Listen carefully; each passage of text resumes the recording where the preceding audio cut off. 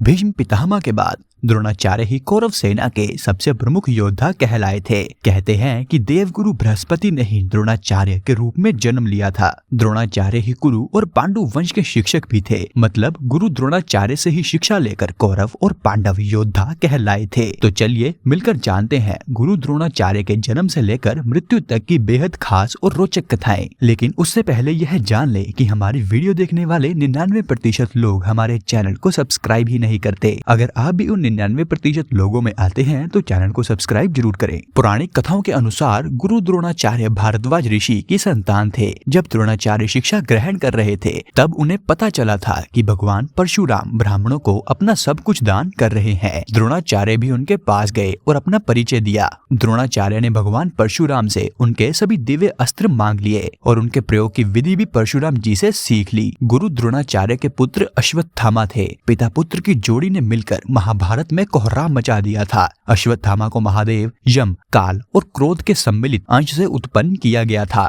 वह अश्वत्थामा ही थे जिनको पालने के कारण गुरु द्रोणाचार्य हस्तिनापुर गए थे और वहां जाकर कुरु वंश के राजगुरु और शिक्षक कहलाए थे। गुरु द्रोणाचार्य ने भीष्म पितामह को वचन दिया था कि वह कौरव वंश के राजकुमारों को ही शिक्षा देंगे और अर्जुन को वचन दिया था कि तुमसे बड़ा कोई धनुर्धर नहीं कहलाएगा। द्रोणाचार्य ने जिस अर्जुन को महान सिद्ध करने के लिए एकलव्य का अंगूठा कटवा दिया था, उसी अर्जुन के खिलाफ उन्हें युद्ध भी लड़ना पड़ा था और उसी अर्जुन के पुत्र की हत्या का कारण भी वह ही बने थे और उसी अर्जुन के साले के हाथों वह मृत्यु को प्राप्त हुए थे। गुरु द्रोणाचार्य का चरित्र समझना अत्यंत ही कठिन है।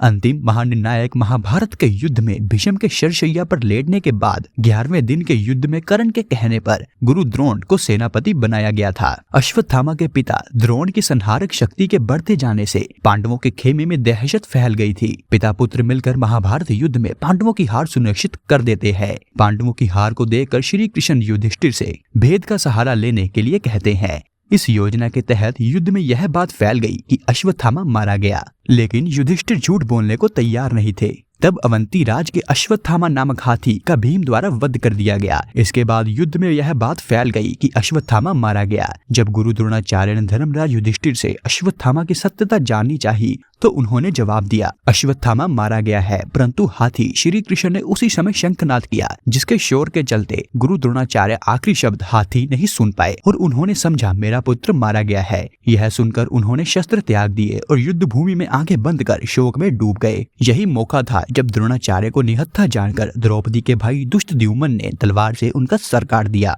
गुरु द्रोणाचार्य का आश्रम हस्तिनापुर में था। उन्होंने हजारों शिष्यों को शिक्षा प्रदान की थी। उन शिष्यों में पांडु पुत्र पांडव का नाम विशेष रूप से लिया जाता है। गुरु द्रोण युद्ध से जुड़ी सभी तरह की शिक्षा देने में पारंगत थे। द्वापर युग में कौरवों और पांडवों के गुरु रहे द्रोणाचार्य श्रेष्ठ शिक्षकों की श्रेणी में काफी सम्मान से गिने जाते हैं। गुरु द्रोणाचार्य एक महान गुरु थे। इतिहास में उनका नाम अजर अमर रहेगा।